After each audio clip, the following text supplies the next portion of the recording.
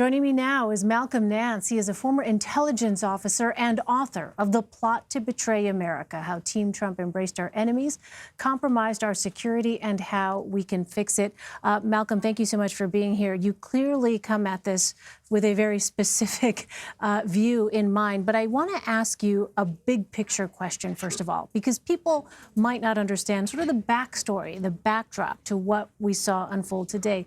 The conflict between Russia and Ukraine. Help us understand why that is significant with respect to American national security interests. That's an excellent question, because what you see is people talking about Russia, Russia, Russia, and now Ukraine, Ukraine, Ukraine. Why should Americans care? Americans should care, because the entire basis of the way that we fought World War II, confronted the Soviet Union in the post-World War II era, why we lost tens of thousands, hundreds of thousands of people fighting at Normandy, and to establish the ability of nations to have self-determination and to live in democracy. When the Soviet Union fell in 1989, Ukraine became an independent nation. They even gave up their atomic bombs to the United States to have them dismantled. But Russia, now led by an ex-KGB director, a dictator and an autocrat who's worth billions of illicit stolen dollars, he thinks that Ukraine, because they have an ethnic Russian society, should be back in the Russian fold. Ukraine voted and had a popular uprising to be in the Western fold and align with NATO. You are looking at a conflict between Vladimir Putin and Donald Trump that is being facilitated by Donald Trump in order to undermine the government of Ukraine. And the guy who was the key player is not even mentioned here today. It's Paul Manafort. So I want to take this outside of Washington and what we saw on Capitol Hill. What is the message you think that is being received as people around the world, but particularly in Russia and Ukraine, watch this debate that is happening right now surrounding the impeachment inquiry? Well, in Russia, we know what they think, because they have state-run media. You know, Russia Today and their internal television channels, they appear independent, but they're actually like the old Soviet Union. They are run by Vladimir Putin's government agencies and his friends, the oligarchy there. Is this what he wants to see? Sure, and they see what Putin wants them to see. And to tell you the truth, Julia Davis is one of the better Russian analysts in the United States, and she puts up the clips from what they're saying about us. And what they're saying about us is, we are in chaos. Donald Trump is the best thing that's ever happened because he is ruining the United States. And technically, we are making Russia great again by internally destroying ourselves, but they facilitated that destruction by assisting in his election. What about Ukrainians when they hear this debate going on between Democrats and Republicans and the questions surrounding President Trump's posture towards Ukraine? When listeners think about Ukraine, you need to think about Ukraine as a sort of a schizophrenic state.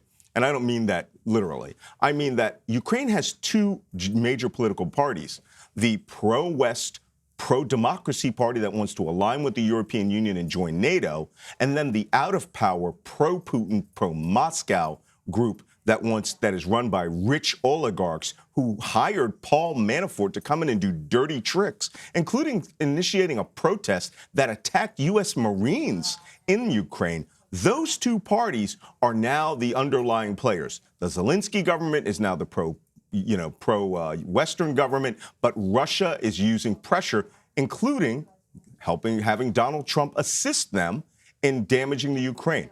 Remember, Ukraine is in active open warfare with Russia. Russia seized Crimea, which was a Ukrainian land, and is funding an insurgency in which, just since August, 24 Ukrainian soldiers were killed in active combat. To them, it is existential. So, Malcolm, we learned on Wednesday that the ambassador to the European Union, Gordon Sondland, spoke with President Trump from Ukraine on his cell phone from a restaurant. Help us understand protocol here. Is that something that typically happens? Is that pretty much within the realm of the way these things unfold? No, it's not. And let me tell you, of all the things that I heard today, you know, the information showing that Sondland was directly speaking to Donald Trump and was talking about the extortion plan that he had for Biden in order to extort the government of Ukraine to give them this dirt or manufacture it. That's not the most important thing.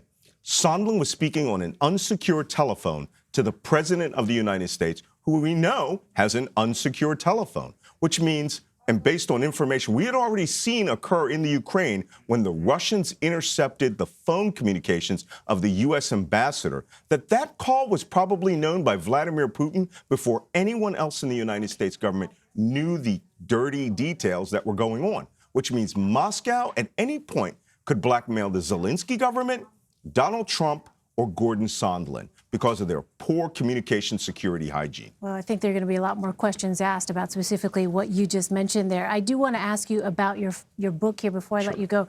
This is such a highly polarized environment that we live in. What is it that you hope people will take away from your perspective, which, as I said, is very clear just in the title there? Sure. And, you know, people say, well, obviously you're a partisan. Obviously you're a person who hates Donald Trump. I was born and raised in Philadelphia. I'm in a military family that has served in every war since 1864.